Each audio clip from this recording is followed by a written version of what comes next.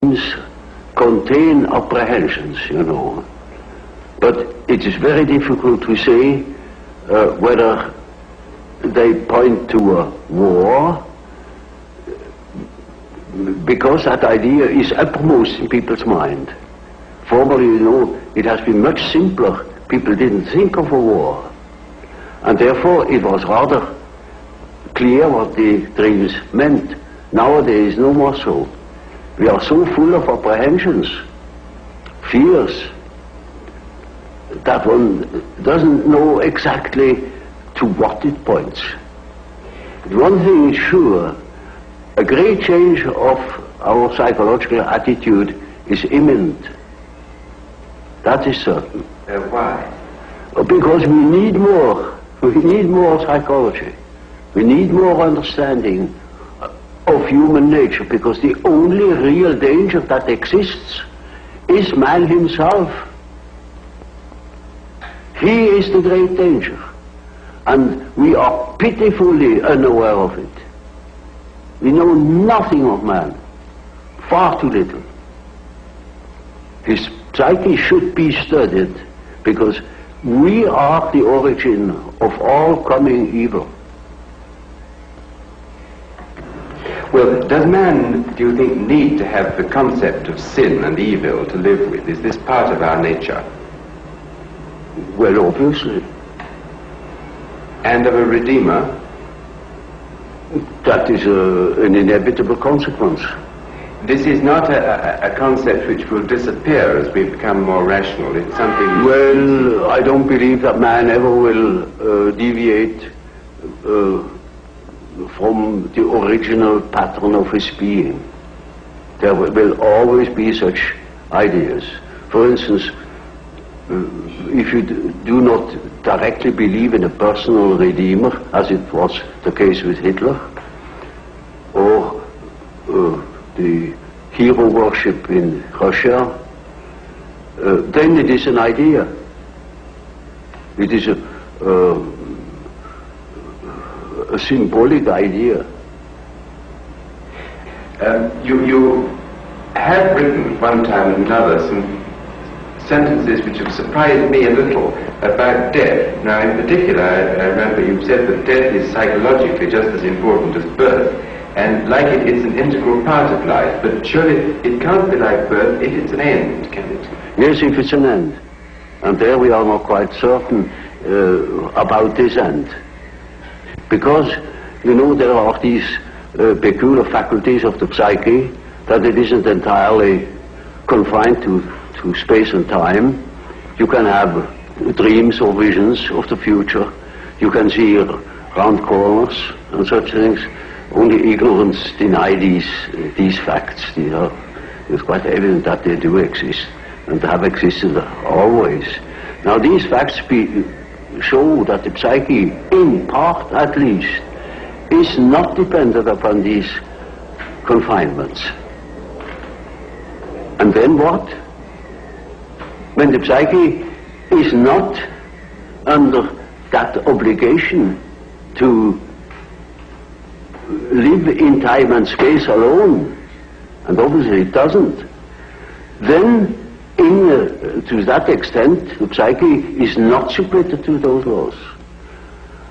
And that means a practical continuation of life, of a sort of psychical existence beyond time and space. Do you yourself believe that death is probably the end, or do you believe that? Well, I can't say. You see, the word belief is a difficult thing for me. I don't believe. I must have a reason for a certain hypothesis. Either I know a thing, and when I know it, I don't need to believe it. If I don't allow myself, for instance, to believe a thing just for the sake of believing it. I can't believe it. But when there are sufficient reasons for a certain hypothesis, I shall accept these reasons, naturally, and should say, we have to reckon with the possibility of so-and-so. you know. Well, now, you told us that we should regard death as being a goal, yes, and that to shrink away from it is to evade life and yes, life purpose. Yes. What advice would you give to people in their later life to enable them to do this, when most of them must in fact believe that death is the end of everything? Well, you see, I have treated many old people, and it's quite interesting to watch what the unconscious is doing with the fact that it is apparently threatened with a complete end. It disregards it. Life behaves as if it were going on. And so I think it is better for old people to live on, to look forward to the next day, as if he had to spend centuries. And then he lives properly. But when he is afraid, when he doesn't look forward, he looks back, he petrifies, he gets stiff and he dies before his time. But when he is living on, looking forward to the great adventure that is ahead, then he lives. And that is about what the unconscious is intending to do. Of course, it's quite obvious that we are all going to die, and this is the sad finale of everything.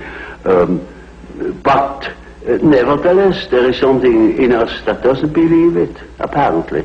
But this is merely a fact, a psychological fact. Doesn't mean to me that it proves something. It is simply so. For instance, I may not know why we need salt, but we prefer to eat salt too, because you feel better. And so when you think in a certain way, you may feel considerably better.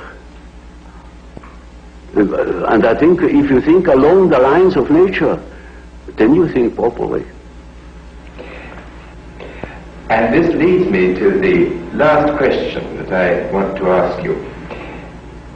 As the world becomes more technically efficient, it seems increasingly necessary for people to behave communally and collectively. Now, do you think it's possible that the highest development of man may be to submerge his own individuality in a kind of collective consciousness?